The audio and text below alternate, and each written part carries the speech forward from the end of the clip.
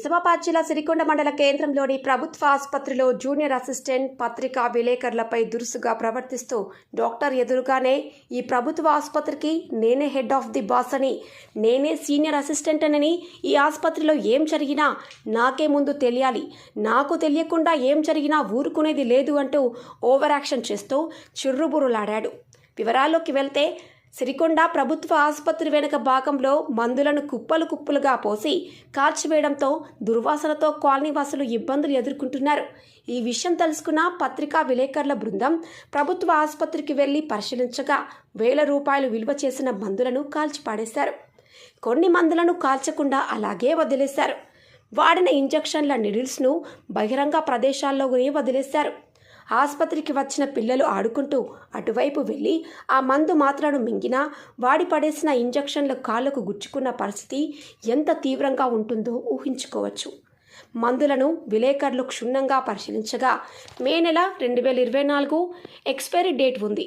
3 నెలలకు ఒకసారి మందుల కోసం ఆర్డర్ పెట్టేటప్పుడు ఆలోచించి ఏవి అవసరం ఏవి అనవసరం ఆలోచిస్తే ఇలా జరిగి ఉండేది కాదు.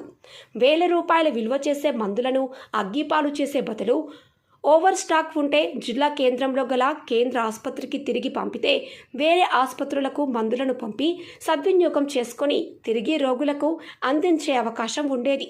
కానీ రోగులకు ఎవరికి ఇవ్వకుండా మందుల్ని కాల్చివేయడం చూసిన రోగులు మాట్లాడుతూ, మాకు ఇవ్వమంటే కొసరి ఇస్తారు, ఇచ్చేందుకు ధైర్యం కాదు, మందులను కాల్చేయడం ఆసుపత్రి వారికి చాలా ఇష్టం ఉన్నది కావచ్చు అంటూ గుసగుసలాడుతున్నారు. ప్రజల సొమ్మును బూడిదపాలు చేయడంపై ప్రజలు తీవ్ర ఆగ్రహం వ్యక్తం చేశారు. దీనిపై ఉన్నతాధికారులు విచారణ జరిపి తగిన చర్యలు తీసుకోవాలని కోరుతున్నారు. మందుల కాల్చివేతకు ప్రభుత్వ ఆసుపత్రి డాక్టర్ అరవిందాను వివరణ కోరేందుకు అనుమతి కోరగా డాక్టర్ అరవింద్ తన ఛాంబర్లోకి విలేకరులను ఆహ్వానించారు. ఇదే విషయమై ప్రశ్నిస్తున్న సమయంలో జూనియర్ అసిస్టెంట్ తన సెల్ ఫోన్లో రికార్డర్ ఆన్ చేసి డాక్టర్ టేబుల్ పైన పెట్టి వెళ్లారు. విషయం గమనించిన పత్రికా విలేకరులు రికార్డింగ్ విషయాన్ని డాక్టర్ దృష్టికి తీసుకువెళ్లగా డాక్టర్ అరవింద్ సమాధానమిస్తూ, నేను రికార్డింగ్ చేయమని ఎవరికీ చెప్పలేదని, ఆ విషయం కూడా తనకు తెలియదని అన్నారు. మీకు తెలియకుండా మీ హాస్పిటల్కి చెందిన జూనియర్ అసిస్టెంట్ మీ అనుమతి లేకుండా ఎలా రికార్డింగ్ చేస్తాడని విలేకరులు నిలదీయగా ఇది గమనించిన జూనియర్ అసిస్టెంట్ డాక్టర్ ఛాంబర్లోకి వచ్చి విలేకరులతో దురుసుగా ప్రవర్తించారు.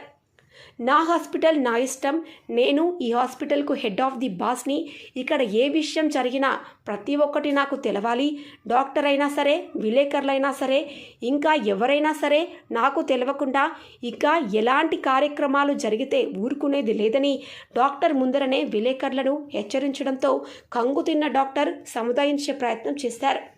ఇంకా రెచ్చిపోయిన జూనియర్ అసిస్టెంట్ నేను ఇక్కడ సీనియర్ అసిస్టెంట్ అని డాక్టర్ ముందే అబద్ధం చెప్పడం విశేషం. జూనియర్ అసిస్టెంట్ సీనియర్ అసిస్టెంట్గా చెప్పుకుంటున్న సమయంలో డాక్టర్ కూడా జూనియర్ అసిస్టెంట్కు ఎందుకు అలా అబద్ధం చెప్తున్నావని ప్రశ్నించకపోవడం కొసమెరుపు.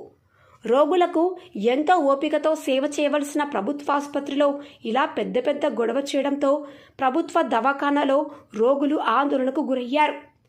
జూనియర్ అసిస్టెంట్ విషయమై డాక్టర్ అరవింద్ను ప్రశ్నించగా అతని ప్రవర్తన సరిగ్గా లేదని, మాపై ఆఫీసర్లకు చర్యల కోసం నివేదిక పంపుతామని, తప్పకుండా చర్యలు తీసుకునే విధంగా చూస్తానని విలేకరులతో అన్నారు.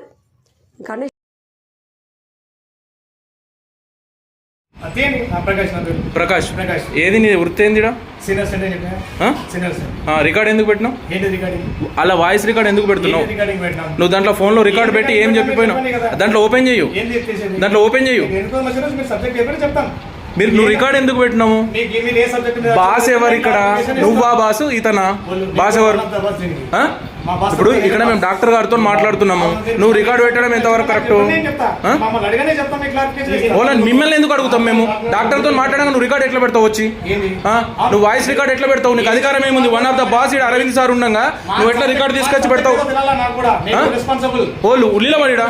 వచ్చి నిలబడండి అంటున్నా నేను. రికార్డు పెట్టుకోవడం కరెక్ట్ కాదు కదా. అలాగది ఫోన్ ఎవరిది? నీది కదా. నిలబడు. ఆర్గ్యుమెంట్ నువ్వు కాదు, నీతో మాట్లాడదలుచుకోలేదు మేము, ఓకేనా? రికార్డ్ ఎందుకు పెట్టినావు? రికార్డ్ పెట్టడం ఎందుకు పెట్టినావు? రికార్డ్ ఎందుకు పెట్టినావు అంటున్నా. నువ్వు రికార్డ్ ఎందుకు పెట్టినావు? నువ్వు రికార్డ్ ఎందుకు పెట్టినావు? ఒక ప్రెస్ రిపోర్టర్స్ వచ్చినప్పుడు రికార్డు పెట్టి హలో భయపట్టియడానికి కాదు, నువ్వు రికార్డు పెట్టడం తప్పు. నువ్వు ఎందుకు పెట్టినావు రికార్డు? మీరు రికార్డు ఎందుకు పెట్టారు? రికార్డు ఎందుకు పెట్టారు? బెదిరియడానికి ఎవరు? మీరు బాస్ కదా, అతను మిమ్మల్ని మించిపెట్టి చేసిండు, దానికి మీరు చర్యలు ఏమిటండి? నేను చర్యలు తీసుకున్నాను. ఏం చర్యలు తీసుకుంటారు?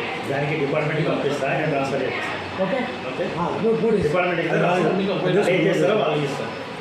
మేము కూడా రాసి మాట్లాడుతుండే నేను డిపార్ట్మెంట్కి రాస్తా. మాకు ఇన్ఫర్మేషన్ ఉందంటే మందు కావాలంటే మాకు ఇన్ఫర్మేషన్ వచ్చి డిపార్ట్మెంట్కి హెడ్ ఆఫ్ డిపార్ట్మెంట్కి రాస్తా, అతనితో రాష్ట్రం మాట్లాడి వాళ్ళు యాక్షన్ చేస్తారు. ఓకేనా? మేము అట్లా సార్, మేము ఒక రిపోర్టర్ ఇట్లా మాట్లాడతాం, పేషెంట్ ఎట్లా మాట్లాడతారు? ఆయన పేషెంట్తో మాట్లాడు. మాట్లాడాలి వాళ్ళతో ఎందుకు మాట్లాడాలి? పేషెంట్తో ఆయన మాట్లాడాలి సార్. మాట్లాడే మాత్రం అవసరం లేదు కదా, మా దగ్గర మధ్యలో ఇన్వాల్వ్ చేసుకున్నారు. అయ్యారు అతనికి రాస్తా, ఆయన పెట్టిన తప్పే రాస్తా, అది ఏ యాక్షన్ తీసుకోమని సంబంధం. రికార్డు పెట్టడం తప్ప కదా? చెప్తున్నా తప్పే, యాక్షన్ తీసుకోమని రాస్తా చెప్తాను. మనం కూడా యాక్షన్ తీసుకోవడం మీ ముంగట్నే సార్, మీ ముంగట ఒక బాధ్యత ఉండాలని చూడకుండా భయపట్టిస్తారు, అది మాట్లాడుతున్నారు. ఏమేమి భయపడుతుంది రిపోర్ట్? ఏమని కంప్లైంట్ చెప్తున్నా కదా, ఆయన ఏం చెప్తా తప్పే రాస్తా, ఏమి చెప్పలేదు రాస్తా, ఏమని యాక్షన్ జిరాక్స్ జిరాక్స్ ఖచ్చితంగా మధ్యాహ్నం వరకు ఇచ్చేది.